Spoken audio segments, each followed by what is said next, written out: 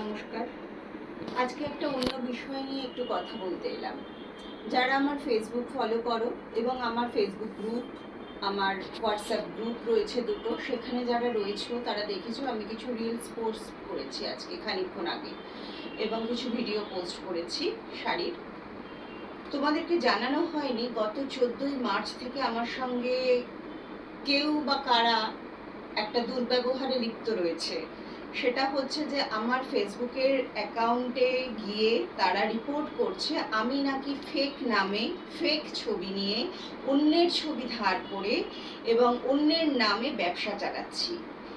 আমি জানি না এই দুর্বুদ্ধি কে বা কার হয়েছে, কার বা কেন হয়েছে তাও আমি জানি না। ইনফ্যাক্ট আমি জানতে চাইও না, কারণ কোনো বিশেষ কোনো মানুষকে এইভাবে দেখতে আমি পছন্দ করি না। তার কারণ এই যে বা যিনি করছেন তিনি আমার মতনই ব্যবসা করেন। তাছাড়া আমার এইভাবে ক্ষতি করার কোনো চেষ্টা নিশ্চয়ই তার থাকবে না, এটা আমি ধরে নিচ্ছি। তো 14ই মার্চ থেকে এই ঘটনাটা ঘটছিল। আমি অনেক কষ্টে এটাকে রোধ করেছি। সেসব অনেক লং প্রসেস, কারোর শুনতে ভালো লাগবে না এখানে, তাই আমিও বলছি না। আজকে যে রিলসগুলো পোস্ট করলাম তারপরে যে ভিউয়ার্স বাড়তে থাকলো, তারপরে আবার এই ঘটনা ঘটলো। আজকে এই মুহূর্তে দাঁড়িয়ে জাস্ট 5 মিনিট আগে এটা আমি রিকভার করেই এই ভিডিওটা করব ভাবলাম। আমি ভেবেছিলাম বোধহয় যে বা যিনি করছেন এই কাজটা তিনি নিজেকে শুধরে নেবেন।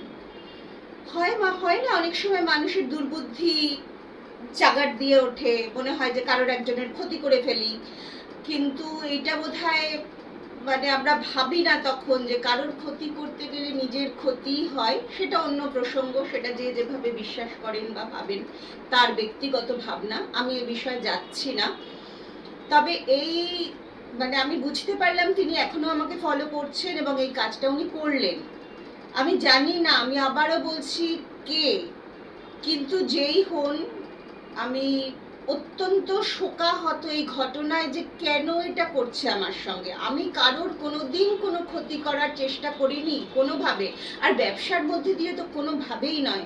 কারণ আমি ঈশ্বরে বিশ্বাস করি, আমি জানি উনি আমাকে যতটুকু দিয়েছেন, যতটুকু দেবেন সেটুকুই আমার প্রাপ্য। কারোর থেকে কামড়ে খিঞ্চে কেড়ে আমি কিচ্ছু করতে পারবো না জীবনে, এটা সম্ভব নয়, এটা আমার বিশ্বাস। সুতরাং আমি কারোর ক্ষতি কোনো দিন জ্ঞানত চাইনি, চাই না, চাইব না। আমি এই ভিডিওটা করলাম। আমি আজকে সাইবার ক্রাইমের দ্বারস্থ হব। আমার বন্ধুর হাজবেন্ড খুব বড় পোস্টে রয়েছেন কলকাতা পুলিশে, আমি তার সঙ্গে যোগাযোগ করব। ওয়েস্ট বেঙ্গল পুলিশেও রয়েছেন আমার বন্ধু, আমি তাদের সঙ্গে যোগাযোগ করে একটা কোনো ব্যবস্থা তো এবার আমাকে নিতে হবে। আমি অনেকটা ধৈর্য রেখেছিলাম।